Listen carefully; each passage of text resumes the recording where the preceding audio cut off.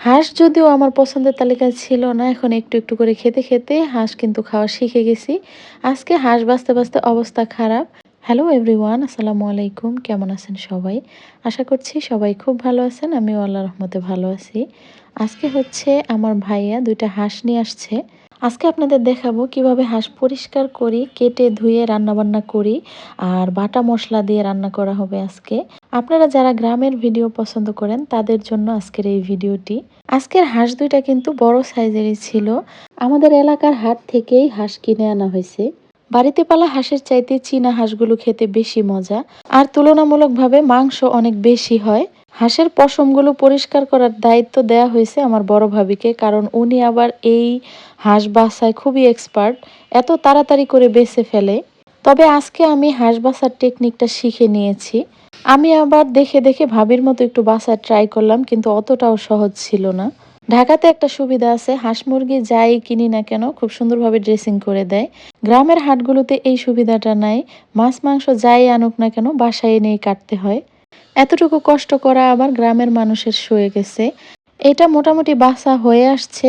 বাকি যে আরেকটা আছে ওইটা হচ্ছে আমার আপু আর ভাবি বাছতেছিল, আর আমি হচ্ছে এটা ঘাটলায় নিয়ে আসছি। বাকি যে অবশিষ্ট লোমগুলো আছে সেগুলো পরিষ্কার করে নিব।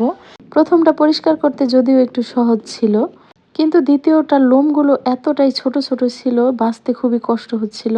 তারপরেও বাছা শেষ করে পুড়ে কেটে নেওয়া হয়েছে। কাটার পরে দেখা গেল মাংস ২টা হাঁস অনুযায়ী অনেক বেশি হয়েছে। এখন হচ্ছে রান্না বাড়ার পালা। রান্না বান্নার দায়িত্ব দেওয়া হয়েছে আমাদের ২ বোনকে।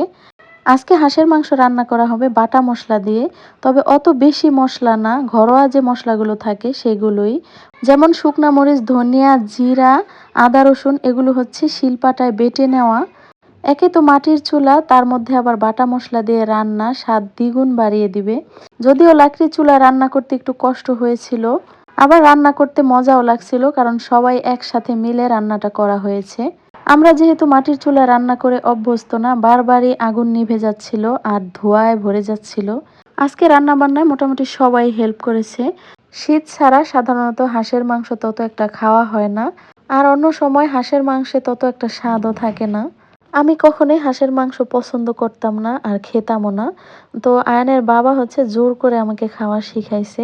এখন মাঝে মাঝে একটু আধটু হাঁসের মাংস খাওয়া হয়। এদিকে মাংসটা খুব সুন্দর করে কষিয়ে নেওয়া হয়েছে। পরিমাণ মতো পানি দিয়ে মাংসটা খুব সুন্দরভাবে সেদ্ধ হয়ে গেছে। রান্না মোটামুটি কমপ্লিট। এখন হচ্ছে জিরার গুঁড়া দিয়ে নামিয়ে দেওয়া হবে। এত সুন্দর একটা স্মেল আসছিল রান্না থেকে। মাটির চুলায় রান্না আসলে অন্যরকম একটা টেস্ট। এখন হচ্ছে দুপুরের খাওয়া দাওয়ার পালা। তো আজকের রান্নাটা আপনাদের কাছে কেমন লাগলো অবশ্যই কমেন্ট করে জানাবেন। যেহেতু বাটা মশলা দিয়ে রান্না করা হয়েছে, রান্নার কালারটাও কিন্তু মাশাআল্লাহ খুব সুন্দর দেখা যাচ্ছে। দুপুরে খাওয়া দাওয়ার শেষে এখন সবাই মিলে রুটি বানানোর পালা, কারণ রাত্রে হাঁসের মাংসের সাথে চালের রুটি খাওয়া হবে। রুটিগুলো লাল দেখাচ্ছে কারণ এগুলো হচ্ছে ক্ষেতের নতুন ধানের চাল। এগুলো দিয়ে পিঠা বানালেও লাল হয়ে যায়, রুটি বানালেও সবকিছু কেমন যেন একটু লাল লাল হয়ে যায়। তবে দেখতে যেমনই হোক না কেন খেতে অনেক মজা। আর হাঁসের মাংসের তরকারিটাও অনেক মজা হয়েছিল।